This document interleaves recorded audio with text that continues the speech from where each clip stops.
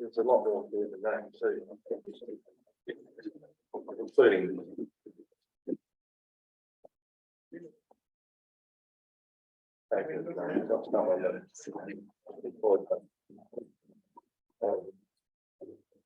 confident about reporting to that's all. Is it really got a spare glory? They don't need to very much. Thank you very much. Very much.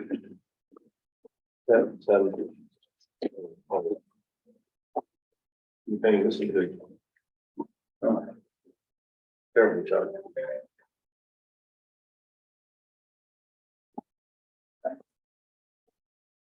No, literally.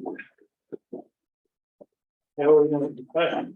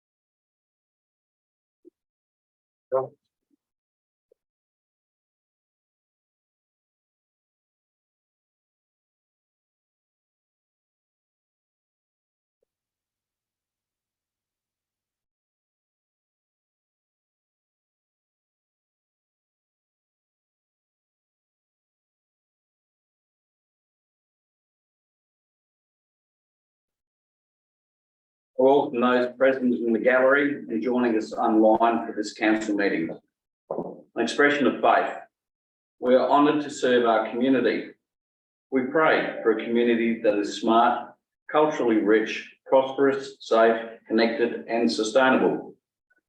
We seek guidance to be an inclusive council, welcoming new ideas, engaging widely and deciding appropriately for our communities, both now and for the future. Paramount acknowledgement.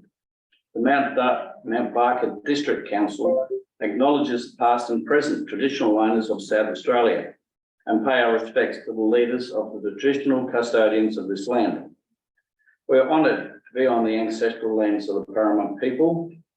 We acknowledge the first Australians as the traditional custodians of this continent, whose cultures are among the oldest living cultures in human history. We pay respect to the elders of the community and extend our recognition to their descendants who may be present. Thank you.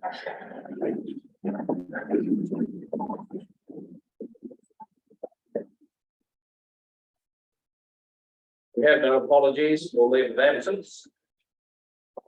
Move to item 1.1. The report title is the venue for council meetings.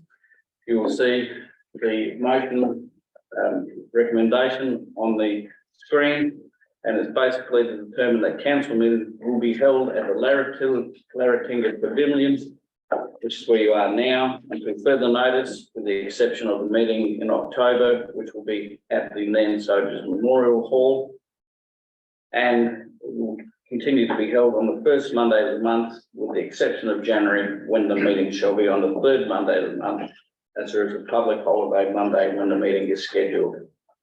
Someone prepared to move this recommendation? Councillor Orr? Councillor Jones? Thank you. Is there any discussion? Thank you, Mayor. Is there anybody else who'd like to discuss this matter? That's all. Nothing further right there, thank you. I'll put it to the room. All those in favour? Carry. Thank you.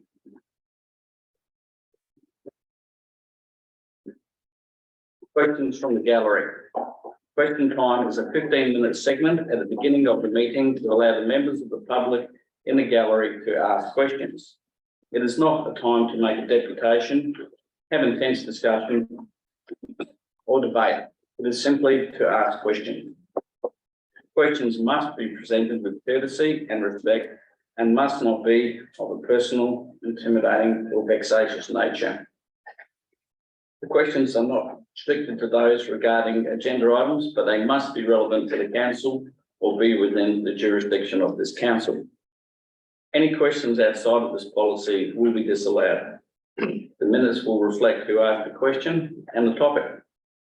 Should the question not be able to be answered, the question will be noted by the minutes secretary for further investigation and responded to by administration staff at a later date. It is the responsibility of the person asking the question to provide their name and contact details to the minutes secretary prior to asking their question. At the end of the meeting, there is an opportunity for questions regarding items on tonight's agenda. Members of the public are advised that council members and staff appreciate opportunities to respond to questions outside of council meetings, as this can allow for a considered response to complex questions or questions regarding investigation. Do we have a member of the gallery who'd like to ask a question?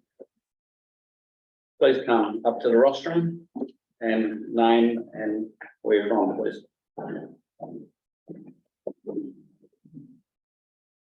Around here, sorry.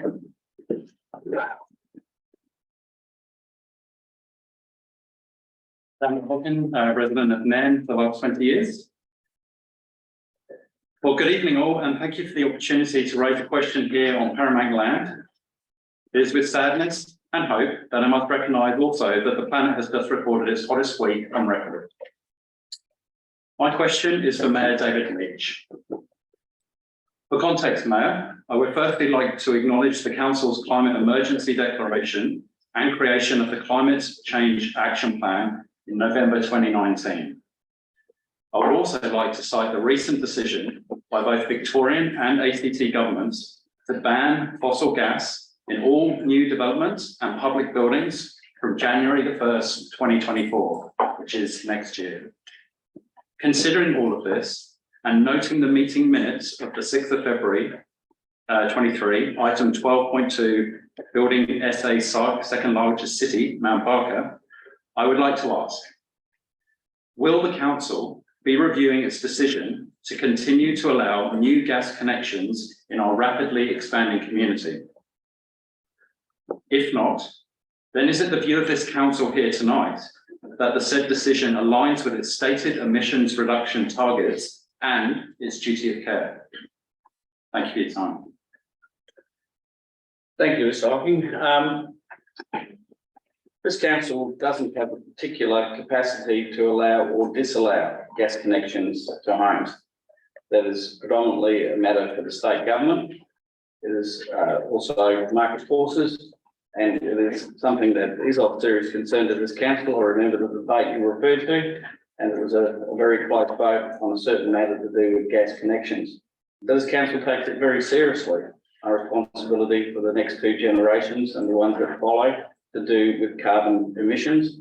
And while we don't have the authority or the position to be able to ban those items that you wish to not connect to the homes, I'm certainly sure most of myself and my fellow councillors will take the suggestions on board that we need to do more about climate awareness. And I do know it's been the hottest week in history. Thank you.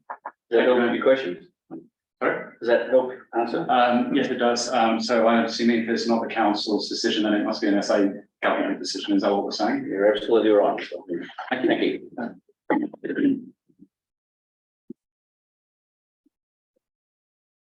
Are there any other questions from the gallery? We move then on to the conflict of interest declaration. Council members are reminded of the requirement for disclosure.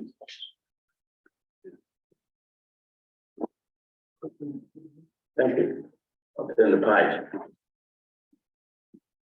Good job, we have Mr. Clancy here. confirmation of minutes. Do I have a move of the confirmation of the minutes of 3 July 2023 council meeting as circulated to members? Councillor Selassie and Councillor Westwood. All those in favour? Carried. Conflict of interest declaration. Council members are reminded of the requirement for disclosure by members of material or general conflicts of interest in relation to items of consideration on the agenda. Members, are there any conflicts? Councillor Westwood. Thank you, Mayor. I have a material conflict of interest on item 12.2. I will therefore be leaving the room and not taking the part of the discussion of the vote. Thank you, Deputy Mayor. What is 12.2? That would be the events funding. Thank you. Are there any other conflicts of interest amongst councillors? Thank you. Deputations. We have one deputation tonight, Mr. Nathan Rogers. I invite you to the podium, Mr. Rogers.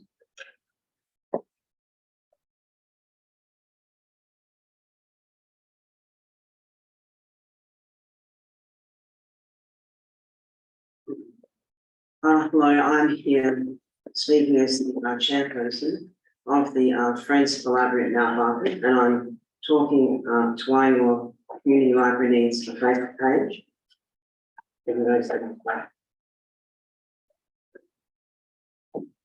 At the moment, we have a number of elected members who have their own presence on social media, so they know what that's like. Some have their own specific Facebook pages. Others simply comment under their own name. You can see we all have a presence there. Some of you would have potentially got elected on having that social media presence. So Facebook is very important for all entities to be able to have access to, and they should be allowed to have that type of access.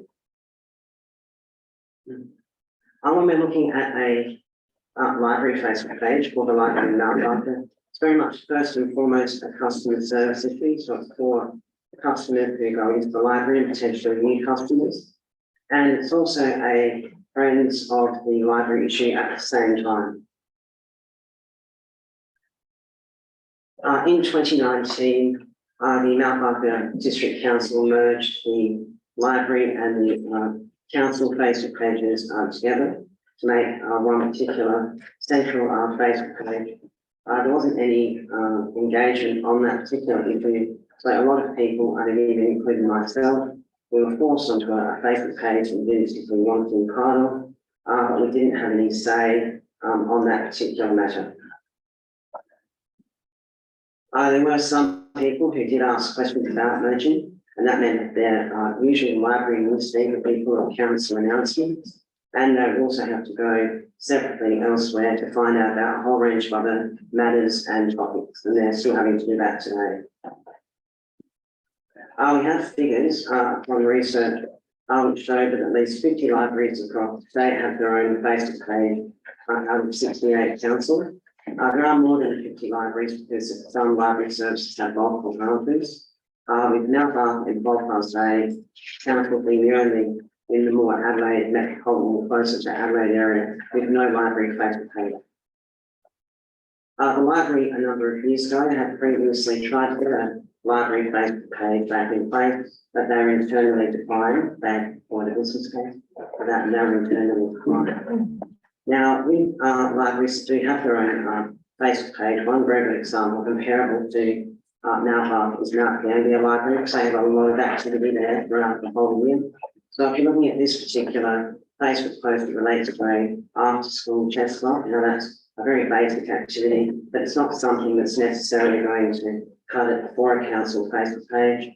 And likely there creates all of this unique marketing material, so they can use it again and again and again, as much as they want to get out to people who go into the library. But you also may have new people who move into the area, so they like to appreciate to find out what a library might have available, and you can get down to the finite material with a standalone Facebook page. And they also promote their events by developing them into Facebook events, so they can market them individually per event. And then, of course, you can get via a laptop, you go to the events section straight away, and you can search through all of the events that are there, and you can choose whatever you'd like to go to, and you can book for those events. So it's very much a central platform to find out what's going on at a library itself. And on our Facebook page recently, we did have a person posting about missing out on particular library events, and they'd like to know about more of them in advance. And the current Facebook page for the council, they don't promote all of the library Facebook through the library events in advance. It just doesn't happen. So I did have some replies to that particular Facebook post from the council. I did delete them off to turn into trolling, unfortunately. But they suggested that that particular person go into the library and pick up brochures, get the library once a month in the newsletter. It's not once a month, it's a number of times throughout the year, and goes to the library booking platform. Now that's very inconvenient for a person to have to go through all of those different things to get library detail. With the library Facebook page, you can also go to promote initiatives like this one from local author Mandy Foote. It's currently, or has worked on an initiative with the Children's Book Council of Australia, South Australia branch, and you can purchase this online tutorial for free. It goes for about 15 minutes, and you can learn how to sketch the image you can see on the screen there. It's a very good tutorial. I'm going to standalone library Facebook page. You can promote all of these types of things to people, and then we're getting a lot as a result. Whereas we haven't seen anything like this on the council's Facebook page recently, and I don't think it's going to get through with all of the other posts that are there on a whole raft of other topics. Earlier this year, our group received a $2,000 grant from the state government to do with our Makerspace project for SA Youth Week, where young people can be paid for their activities. And that was some of the marketing material.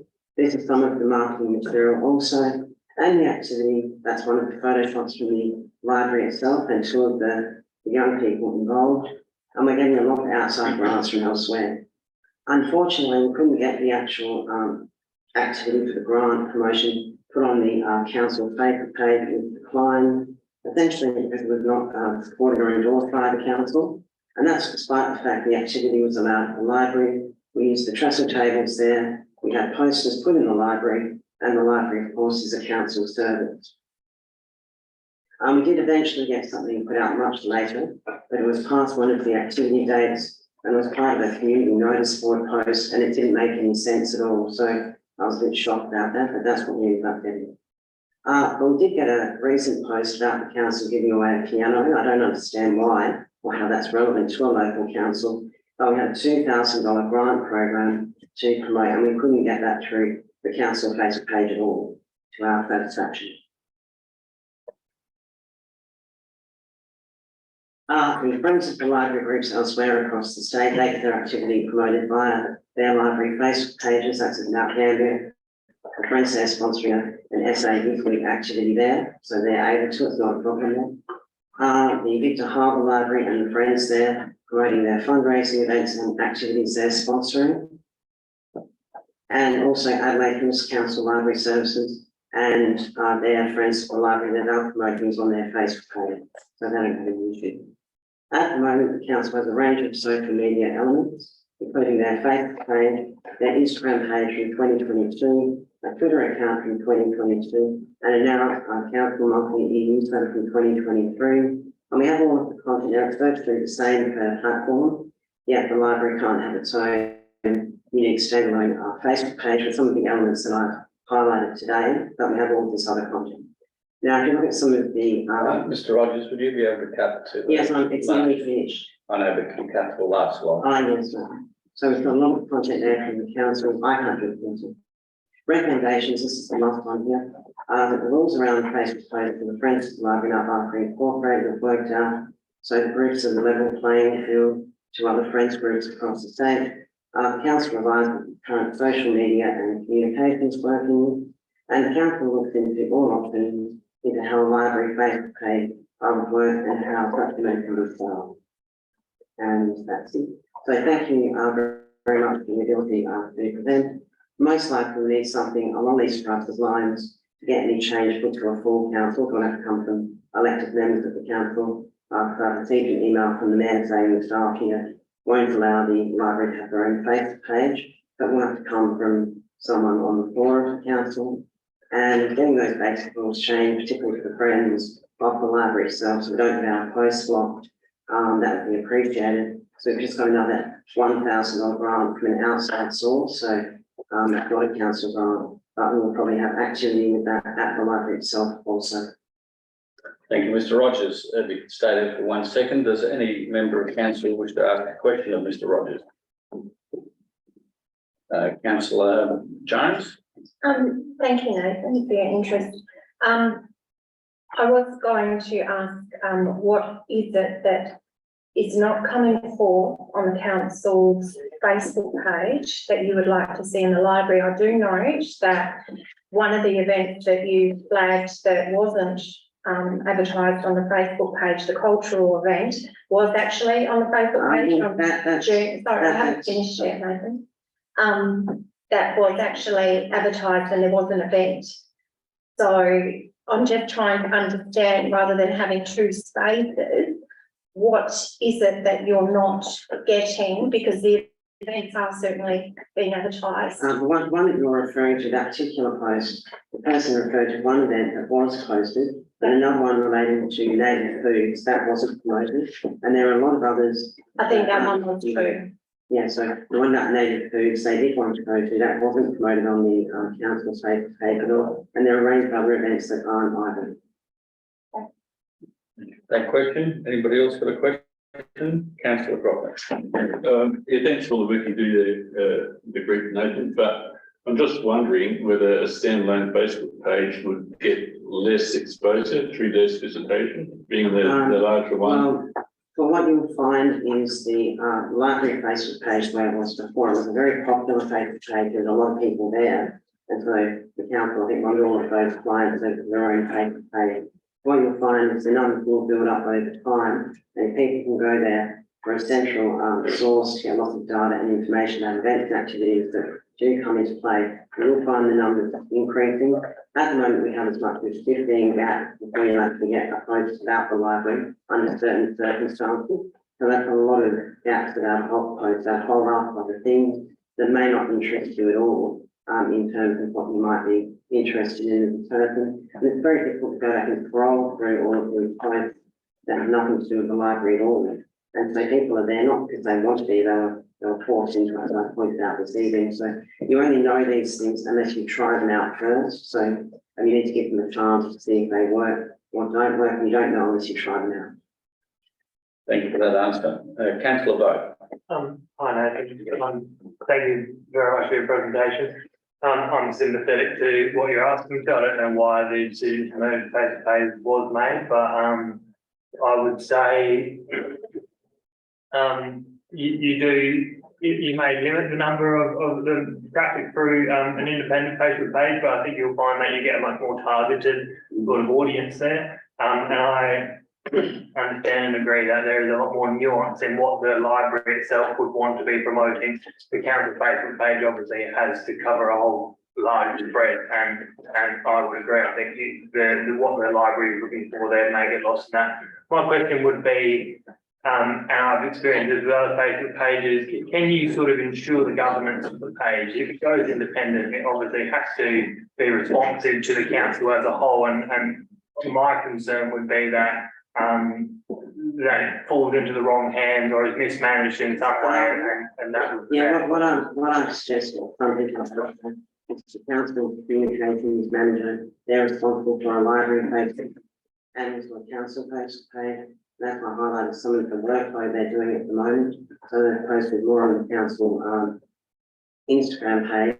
It's about mid to late last year, since the library Instagram page was started in 2019. So it's overloaded with too much detail for an Instagram page. So that revision was really important. And also starting a new council meeting, so once a month this year, with all the same detail as well. So we can revise all of their workload up. That workload can be put into a constructive, very positive library standalone Facebook page like I showed you with Mount Candy. So if you go there, you'll see what they can do there with a very good Facebook page set up and ready.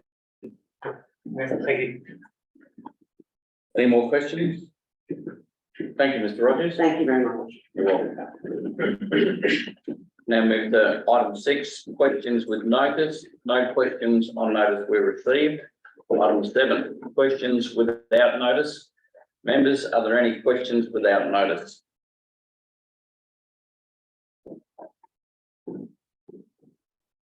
Item 8, motions on notice. There are no motions on notice. Item 9, motions without notice. Members, are there any motions without notice? Petitions, we do not have any petitions tonight.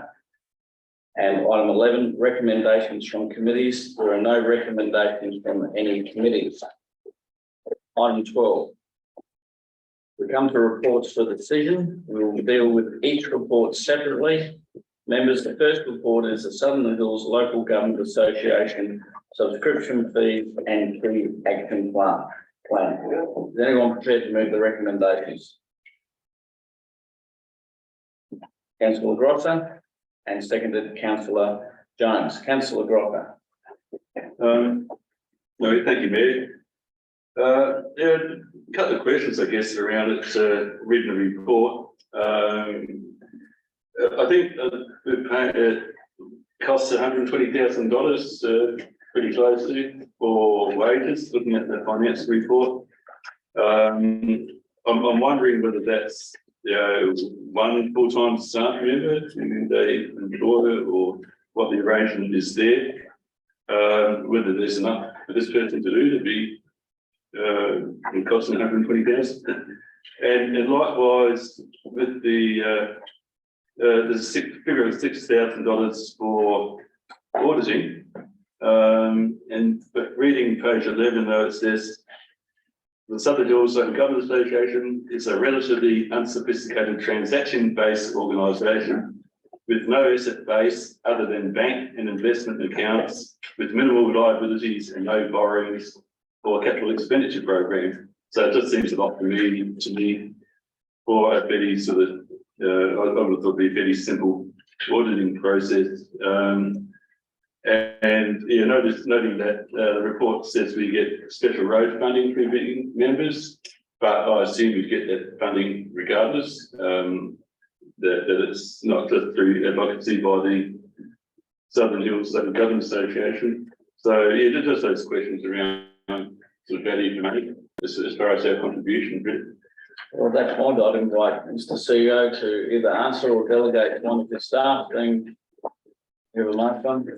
Yeah, thanks, Mayor. I'll probably ask Ms. Hancock to take that question. I think, well, I'll begin by saying this, that to answer a question like what's the value for money proposition, I don't think that can be dealt with in one liner. So I think that's deserving of some other form of report.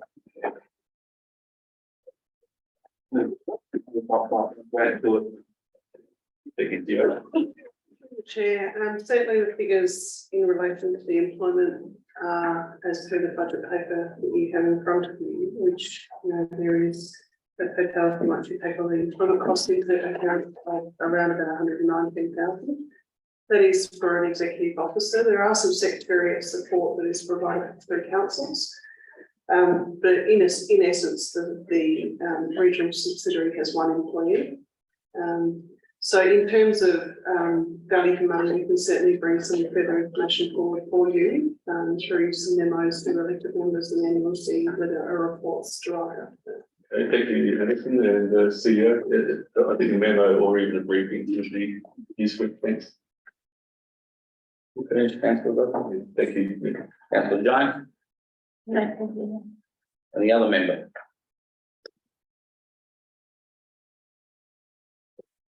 Councillor Grosser. All those in favour?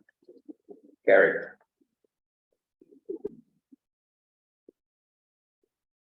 And 12.2, community.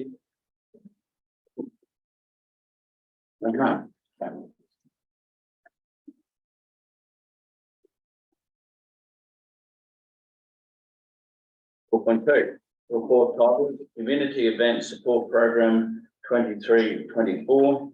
The recommendation for you is anybody prepared to move that way? Councillor Hall. Is there a second? Councillor Vogt. Councillor Hall, you have the floor. No, thank you, Mayor. Councillor Vogt. Thank you, Mayor. Any other member? Councillor Grosser. Look, in relation to the last round of community events grants, I've found that, I had some feedback from community arts groups that, because there's not many, there's a couple, but not many community arts events listed in the experience of this event. Had feedback that groups actually didn't know about it. And also that the lead time was too short, and that for arts events, it needs a lot of lead time to plan and propose and get communities involved, and it needs a good notification period that's long enough for proposals to get developed, put to council. But I am assured by staff that the community arts groups here at the district will be contacted directly by staff in the future, so I'll take that in faith, and we'll have an arts dedicated website too at some stage during this financial year, which will really enhance communication with the arts community, so that should rectify that problem. Thank you, Mayor. Any other member wish to speak to this matter? Councillor Hall to close. Nothing further right now, thank you. All those in favour? Carried.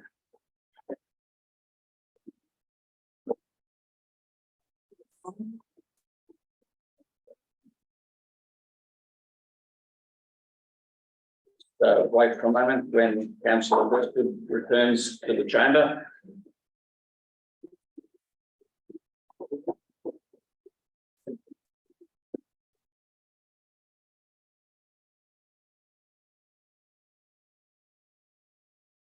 On 12.3, local roads and community infrastructure funding phase 4. There are 3 items to that. Do I have somebody move that way, please? Councillor Westwood and Councillor Selassie seconded. Councillor Westwood. Thank you, Mayor. This item is one of the projects that came out of the Near Town Plan, which was started 2013, 2014. So it's particularly pleasing to see that this particular part of work is going to go forward in this financial year as far as I can see, and that it will be a great benefit to the town. Thank you. Thank you, Deputy Mayor Westwood. Councillor Selassie. Thank you, Mary. I'm delighted that NAM will benefit from this local roads and community infrastructure phase 4 funding. I know that NAM residents have been keenly awaiting these improvements for a number of years, as Councillor Westwood mentioned. And I know the detailed design work to date for both stages for the upgrade is very advanced. It's next leaves of funding, and I do thank the staff for their efforts. I do have a couple of queries just regarding sustainability practices in the construction of this, if I may. You may.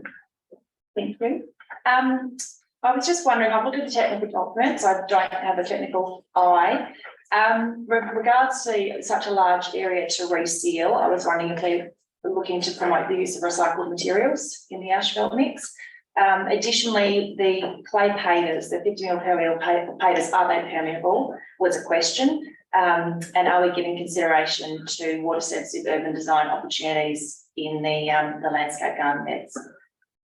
Thank you for those questions, Councillor Selassie. I'll invite Manager Infrastructure to answer them, please.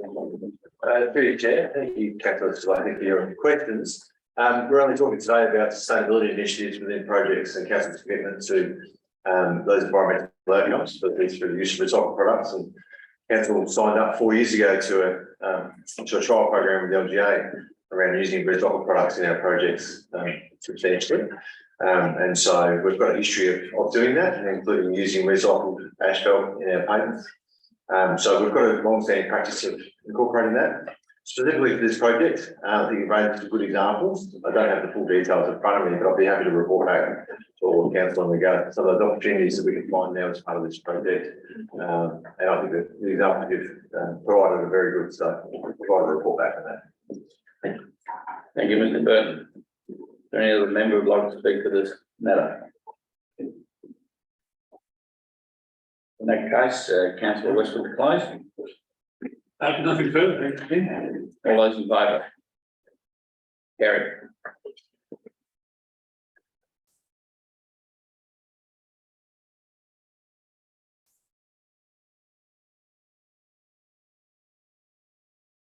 Item 12.4, delegation of authority to the CEO to appoint a representative to attend Water Research Australian meetings. Do I have somebody to move that recommendation, please?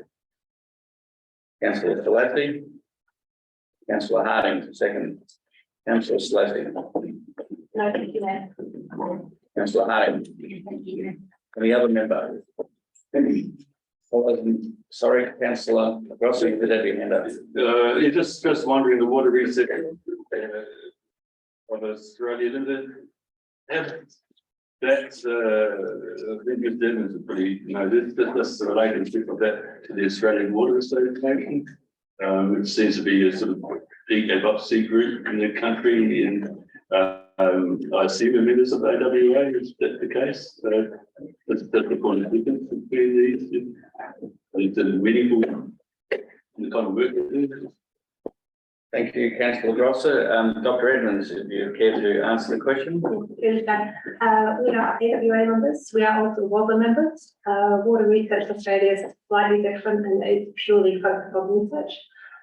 So have members from the universities, big water utilities and also some suppliers, and specifically ways of research to be done on a specific issue. So slightly different to AWA, which tends to draw on industry just experience in what they're doing. Water Research Australia is very much research focused. Thank you, Dr. Edmonds. Any other member have any question or any comment on this matter? Councillor Stalati, close. Nothing to add, thank you. All those in favour? Carried.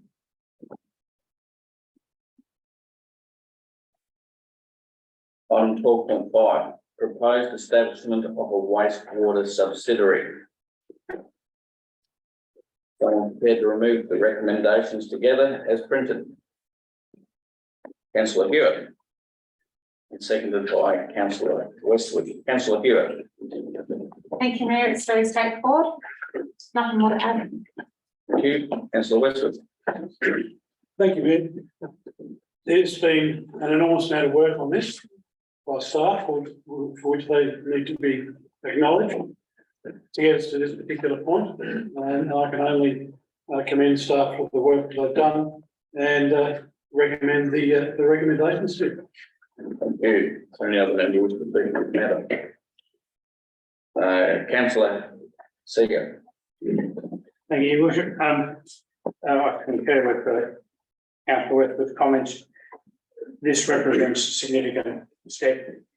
We're not taking the step of establishing, we're taking a significant step towards taking a step to establish it, but there's a lot of work gone into this. And I have to say, when this first came up, I was somewhat sceptical. I think anyone who's in the room with me would understand it. I have a much more comfortable position now.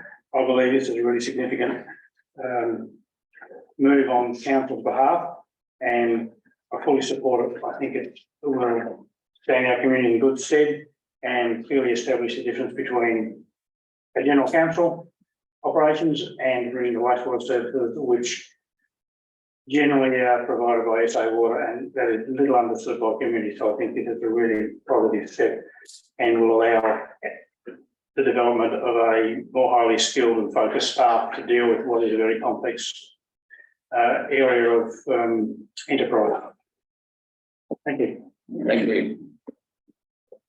Really just, Councillor Westwood and Seeger on thanking staff, and I think, yeah, it's a significant move in the right direction. and ultimately council still maintain control in the decision making. But with better on the managers in charge of operations, so I think all possible. Close, councillor Hill. Nothing further to add. Thank you, councillor. All those in favour? Carried. On 12.6, closure of a portion of Sims Road, Mount Barker to through traffic. There's someone who's prepared to move the recommendation. Councillor Grotta. Your seconder, councillor Selassie, councillor Grotta. I'm really pleased to see this coming to fruition. I've advocated that some of our quieter roads get used as community trails once or post the rezoning, really. When there's a situation that we could allow the developers to use their existing roads or keep some of them as community assets for use as shared cycling and pedestrian trails, and let the developers build their own roads instead of their subdivisions. They're owned by council, why not keep this community asset? And that's what we're doing here, which is very pleasing. I think it's got a lot of potential to be well used. People in Aston Hills, I know, are quite enthusiastic about it. Just slightly surprised that the eastern end towards Harper Road doesn't seem to be indicated as becoming a trail. So well, we've got a couple of questions just to clarify what is getting included in the trail network, from Sims Road and a couple of other roads. So yeah, just at that eastern end and also the western end towards Fate Road where the Elm Tree Tunnel is, whether we've decided what's going to happen with that area in time yet. Thank you for those questions. I'll direct them first of all to the General Manager Infrastructure, Mr. Phil Burton. Through your chair, thank you. Attachment once the report outlines the extent of the closure to motor vehicles in red. The section towards Harper Road is indicated in the report to have an access gate to the farm there, so which we want to maintain, or proposing to maintain for the landowner there. So hence why that falls a little bit short. So we propose to keep that open, but then close the rest of the section shown in red, so which doesn't have any property access from that. So will that be access to the property owner only, or Probably be public road up until that access gate? but we wouldn't envisage much use of that road on? It's effectively just be a driveway to that access gate, so it'll be very low usage. Okay, because we've opted to the section on the towards Hyson Boulevard too, which at the time of arriving at this policy, some of the election members are seeing it's going to be part of the trail as well, but so it's getting short of that. So this report is open for public consultation, it's got the proposed closure. Right, so we'll see the result of the public consultation, which we'll take that into account before making the final recommendation to like it. And the Elm Tree Tunnel, that's set. I need to take that on notice, and that's right, we'll add to that. Mr. Morgan, I'd like you to answer the question from your colleague. Through you, Mayor, just worth noting as well, this is a point in time issue. So whilst the access is required running further east and up to Harper Road, in the long term, as development occurs on those adjoining properties that are currently relying on that access, that section would ultimately be closed for a trail connection. The section alongside where the elms are running west of the Hyson Boulevard. The future of that section is very much dependent on what happens with the school or the land adjoining that's owned by the Lutheran Schools Association. We keep in touch with them around their future plans. At this stage, we haven't seen anything online. Yeah, thank you, Mr. Borkman and Mr. Burton. Just one more question. We've had a similar policy in relation to Fiddler Lane and Martin Road. So I think Martin's already taken some steps towards closure, or if you could. Through you, Mayor, and feel free to add if I miss. So Martin Road is closed, but very similar. There's a property or two properties that access a driveway portion along Martin Road, but its long-term future is that it will be closed. So the sections that can be closed have been closed to stop through traffic moving through that area, unless it provides a driveway access for an existing property that hasn't yet gone through development. So the long-term plans for Fiddler Lane, for Martin Road and Sims Road is that they'll form a part of the open space network and trails. There will be portions, and the example you gave of one section that was absorbed by the Aston Hills development, it's where there's no native vegetation that runs along that corridor, and it doesn't have a specific role to play in terms of an east-west connection for trail networks. Okay, thank you for that. Thank you, Mayor. Councillor Salason. Nothing to add. Councillor Seager. Thank you, Your Worship. Mr. Ortman has answered one question I was concerned about, the future classification of this, which is apparently under open space and trails network. I know initially in previous council made comments about the retention of this as a roadway, as a secondary bush forest land road. And I assume therefore that now the High Boulevard has a report was found that is no longer imperative. What I would like to know, will this land, how it will be classified at the moment, is it a road reserve? Is there intention? I would like to see it become part of the community land, so it's retained in more securely, can we say? I understand this is actually nearly at the stage of going out to consultation, but I would like that to be considered at a future stage right to this, because that will make it more secure in the long run. It won't become invigorated or a better offer comes along. I don't want that happening.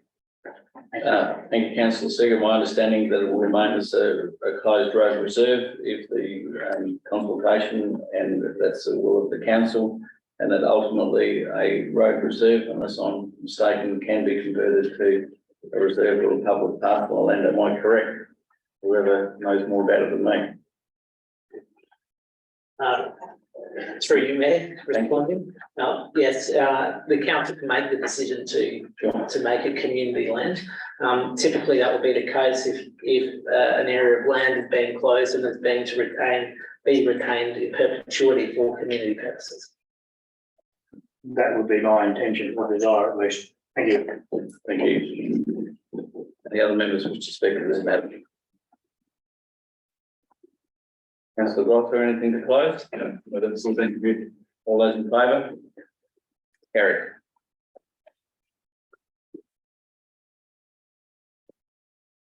Item 12.7, council approval, road closure, Marblewood Way, Mount Barker. There was somebody that moved that way. Councillor Westwood and Councillor Orr as seconder. Councillor Westwood. Thank you, Mayor. Just tidying up, basically.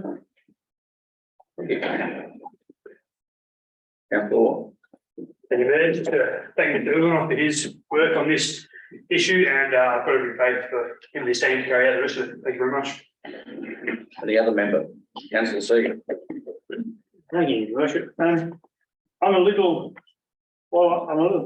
perplexed about this, because on the one hand, when you look at the map, it's a perfectly reasonable thing to do. But the fact being to be that we're in this situation because the developer or the agent of the developer made a mistake and is now asking us to forego the value of the land, they'll pay the cost for them to acquire that land. It's not a significant, a vastly significant amount of land, but I'm wondering why they expect it to do for them to effectively gift them the land, whilst they're paying the legal costs of rectifying their own mistake. Why should they actually be gifted the land as opposed to paying for the land and paying the cost of rectifying their mistake? It's not our mistake, it is our land. Thank you for that question. I'll chance my arm on it, that it was a clerical drafting error at the time, and the land did belong to those people in the past, and that is why they're paying for the mechanical machinery of government to effect that change. I believe that might be the case. Mr. Ulyanov is standing already. Through the matter. good summary of the issue. Developer subdivided the property, have made their master plan, subsequently have amended their designs, and as a result, the land they give to council, they now need back. But they will be giving other land to form roads. So it's a mistake they've made that now. I'll be much more relaxed knowing. Thank you. But we've ensured that ratepayers aren't funding the cost of that correction, and that they are funding that themselves. Okay, I understand the separation there. Thank you. Thank you, Mr. Ordenell. Is there anybody else who'd like to speak to this matter? And councillor Westwood, in closing? Nothing further, Mayor. All those in favour? Carry. Next item is 12.8, council response on Heritage SA draft Heritage Standard, Arndorf State Heritage Area. Do I have somebody move? Councillor Seeger, seconder. Councillor Hewitt, Councillor Seeger. Thank you. I think the most pertinent part of this item is while we are in fact endorsing a letter submission to this draft document under the heading of social, it says that the heritage standard does not alter in any way. I'm sorry, I'll start that again and be able to read it.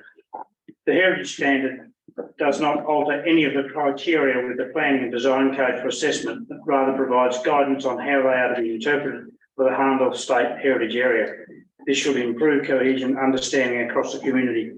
In fact, my reading of this is that this is simply making the existing control that formerly existed over this area more fully bring them into line with the current PDI Act, and as such doesn't represent any great change and is, as it said, it should be clearer. I support the submission and urge anyone who has an interest to have a read of that standard. It has a lot of useful information that the community should be reassured that this is not a diminution in any way of the existing controls over Arndorf. Thank you. Thank you. Councillor Hewitt. Nothing further. Is there any other member who wants to speak to this matter? Deputy Mayor Westwood. Thank you, Mayor. I actually saw this item and I read the standard. I opened up and read it because I thought I was ready for a fight. I was ready for it to be contradictory to what Arndorf was about and the heritage area that it's supposed to be. And I was extremely deflated. There was nothing that I could say. In that it is entirely consistent with what was there. Thank you. Any other member wish to speak to this matter? Councillor Seeger. All those in favour? Carry. Next item is 12.9, report title Response to Murray-Darling Basin Plan. Someone prepared to remove the recommendation, please. Councillor Jones, seconder. Councillor Slattery. Councillor Jones. No, thank you. Councillor Slattery. Anybody else who speak to this matter? Councillor Brockner. I've got myself to blame because we're given the opportunity to comment, but I think we only had one day when we saw the draft, and I think it would have been good to reference a little bit what the Murray-Darling Basin Plan has anticipated in terms of water release, and ask them to stick to that. But anyway, the rest of it is what the is good. Thank you, Mayor. Anybody else wish to speak to this matter? Councillor Seeger. Just very briefly, the recommendations talk about, in particular what Councillor Grossett said, that the greater collaboration and participation between council, state and Australian governments, with particular consideration to downstream stakeholders, which I think is clearly directed at upstream stakeholders, and improved compliance in the Northern Basin as being two key recommendations. And obviously a greater level of integrated water management through the extent of the Murray-Darling Basin. We're clearly supporting what is the position of our state government and I get the desire of our community for more security and for the delivery in full of the original Murray-Darling Basin plan. What this is about. Thank you.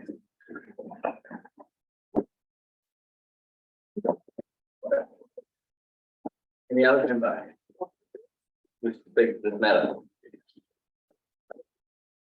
I invite councillor Jones to close the debate. No, thank you, Mayor. All those in favour? Carried. 12.10, revised code of practice for meeting procedures. And we just need to advise that the revised code requires the support of at least 2/3 of the council members entitled to vote, which doesn't include me, which means it needs the support of 7 or more councillors. Someone prepared to remove the recommendations together as printed. Councillor Orr. Councillor Westwood. Councillor Orr. No, thank you, Mayor. Councillor Westwood. Nothing, thank you, Mayor.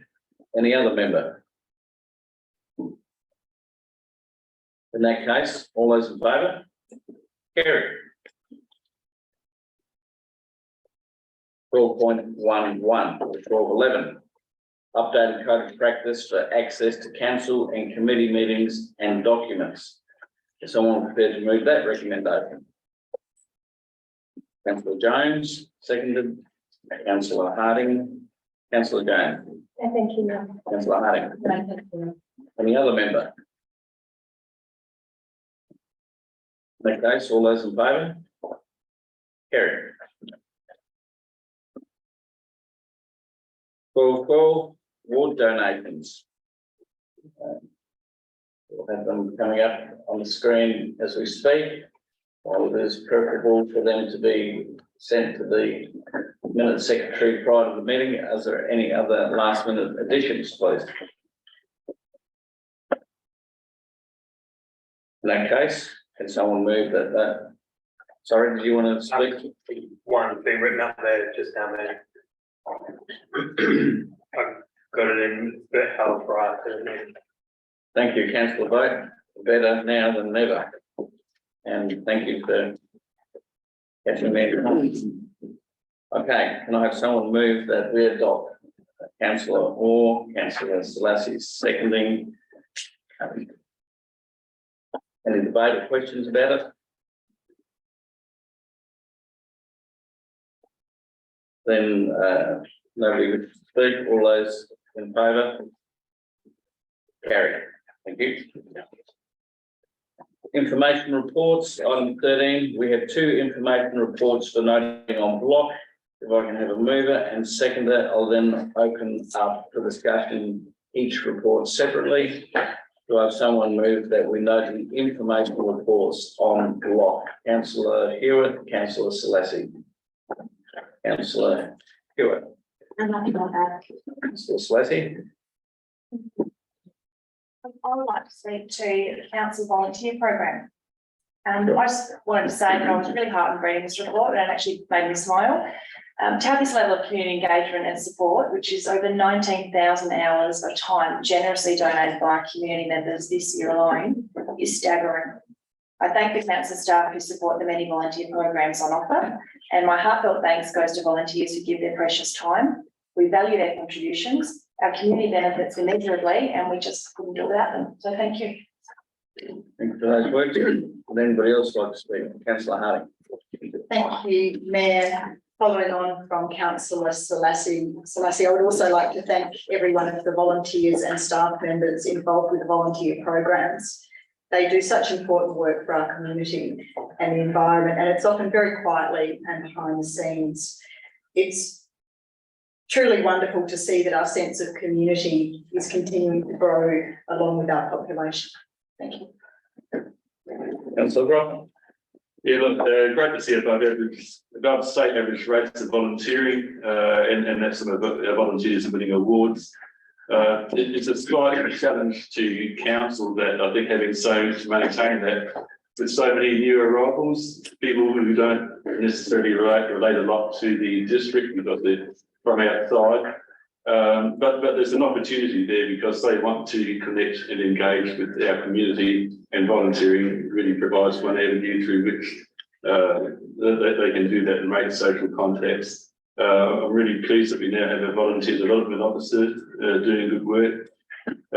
Just one question, references that we have been doing development of environmental volunteer program signage to use during sessions. That's something I've taught the staff over the last couple of years about. And I guess I've been out with Wetland Warriors recently, not with Friends of the Summit for a while, but at that stage there's still no signage in use during those sessions. Has that changed in recent weeks? Thank you for your question. I'll take that, sorry, Chair, take that quick on that. It is something really worthwhile because, especially at the Wetland Warriors, when you have park run go past, and all the poor bodies can't use some of their energy to help try and increase. It's designed to be really good way to help them recruit and make them acknowledge people that they do the work there. Thank you, Mr. You're welcome. Anybody else like to speak? Councillor Seager. Your worship, I'd like to talk to the Southern Hills Local Government Association update report. That's not this item, I'm sorry, Councillor Seager. Sorry? It's not this item yet. You're a bit ahead of the curve. You are. I'll come back to you in a few moments. Thank you for your kindness. Anybody else would like to speak to 13.1 or 13.2? In that case, Councillor Beard, do we have anything to close? Nothing to add. Then I'll also join with the sentiment of few of my fellow elected members. Mr. Boardman, can you take us back to those staff that report to you and tell them that this chamber endorses the work they're doing, and thank you. You did it. All those in favour? Carry.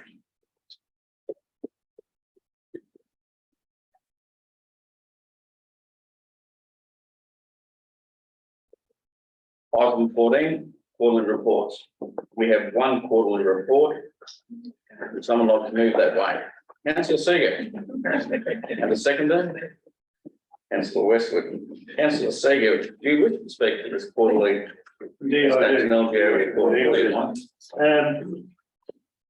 As I said prematurely, I'd like to speak to number 2, SCOSA fees.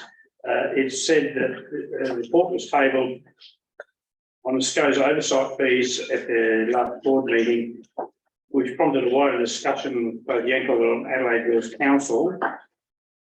And the association moved the executive officer to seek advice from the local government association on the best approach to advocate as a collective regarding the existence of the SCOSA advice scheme and the charging methodology. I think there's some questions behind that in terms of what were the issues in relation to SCOSA, the state government organisation, and clearly they charge fees for various things, and it would sound like some councils aren't happy. Is it possible to expand on that to find out what that report is about? I attempted to go to the website and find out, couldn't find the report. I find that unfortunately. Then Councillor Seager, with Executive Manager Hancock backing me up, I'll chance my arm. The SCOSA charged councils in the region of $40,000 to do reviews of expenditure and other matters to do with the matters that SCOSA have oversight for. It didn't used to happen in the past, it does happen now. It's a cyclic nature where they can't do all 68 councils in 1 year, so we haven't had it yet. Your turn is coming. The councils, as you say, were not terribly happy. There's, in my opinion, not a terrible large amount they can do. This is a state government who are the ultimate masters of our destiny, and the executive officer for the Southern Hills and the LGA is following it up. We have a meeting coming up soon, which I won't be attending. Rebecca, Councillor Rebecca, if you can advise for me at that and bring an answer back to Councillor Hewitt and the rest, Councillor Seeger, Councillor Hewitt, and the rest of the room, that'd be good. Did I get it right? Through the chair, yes, you did well.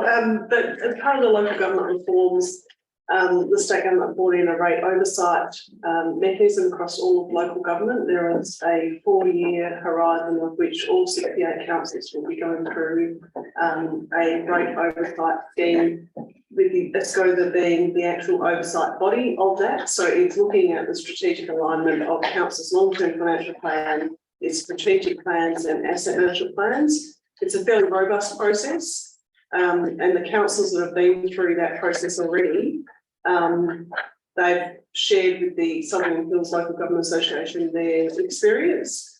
But certainly the issue of the $40,000 to $50,000 fee that is charged by ESCOSA to go through that process. There was some discussion around the Southern Hills Local Government Association table about the affordability of that fee for some of the smaller councils. So in effect, the state government has, not only has it have undergo all the processes you spoke of, but now they, ESCOSA will now repeat that work and charge us for it. So they're effectively transferring the cost of their oversight to us. Correct. Thank you. Thank you. Thank you. Is there anybody else who'd like to speak to this matter?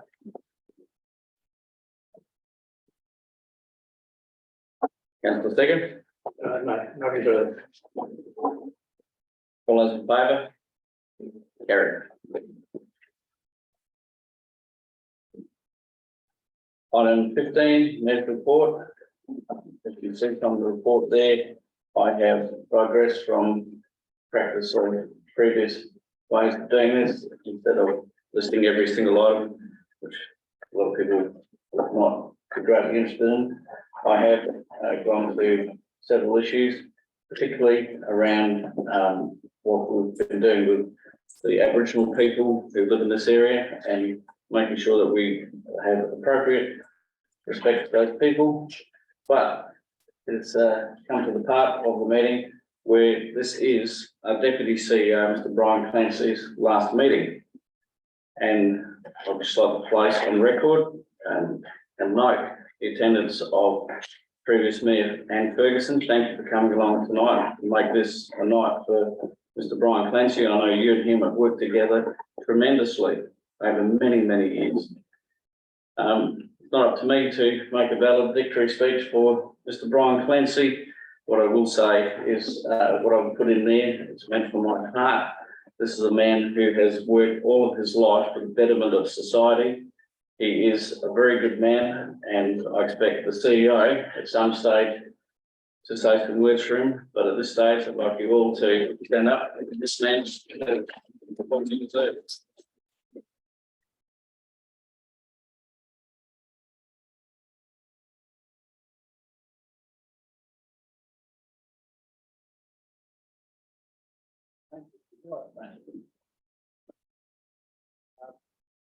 Thank you for those kind words. Thank you for that, Mr. Ford.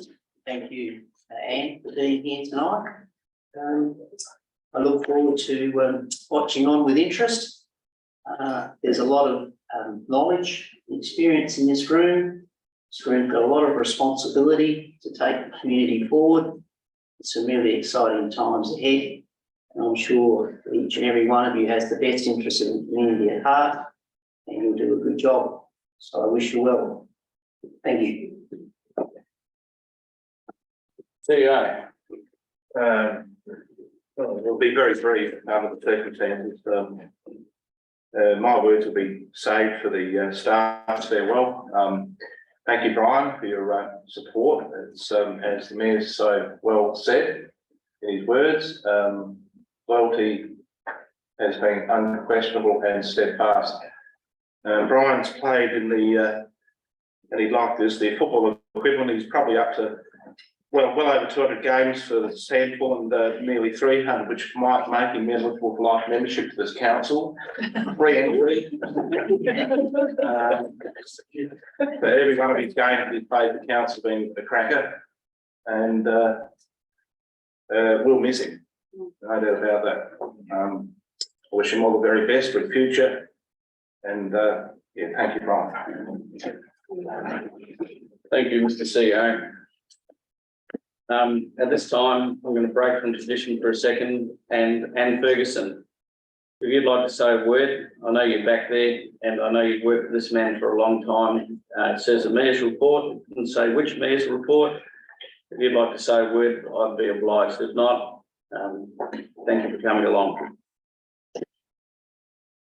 Well, this is unexpected, but I appreciate the opportunity. But Brian, I'd like to say thank you on behalf of the community and the staff that have been and are still here for what you've contributed. Your contribution to their staff development and the elected members' development is insurmountable. It's been absolutely amazing. So thank you very much on behalf of our amazing community. Thank you. Thank you, Mayor Ferguson. Members' reports, I assume that you have sent them into the minutes secretary. Thank you for doing so. We now come to item 17, questions arising from the council meeting. Are there any members of the public who gallery who would like to ask a question of any item from this agenda tonight? Okay, thank you.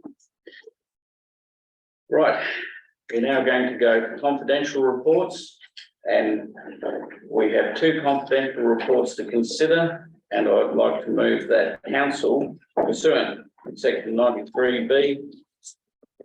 This is good night for the gallery. Thank you for coming along. Yep. So I'll take it to the screen. Pursuant to section 93B and pursuant to section 92 of the Local Government Act 1999. The council orders that all members of the public, except the CEO, the deputy CEO, the general manager, wastewater and recycled water, general manager, infrastructure, general manager, planning and community, general manager, corporate services, executive manager to the CEO, and the minutes secretary be excluded from attendance at the meeting of the agenda item 18.1, titled Strategic Purchase of Land Opportunity. Are we in confidence? We have to move it. Moved Councillor Hewitt, seconded Councillor Jones. All those in favour, carried. We'll now pause for a moment while we ensure that the live feed is ended. Once I have confirmation of that, we can proceed.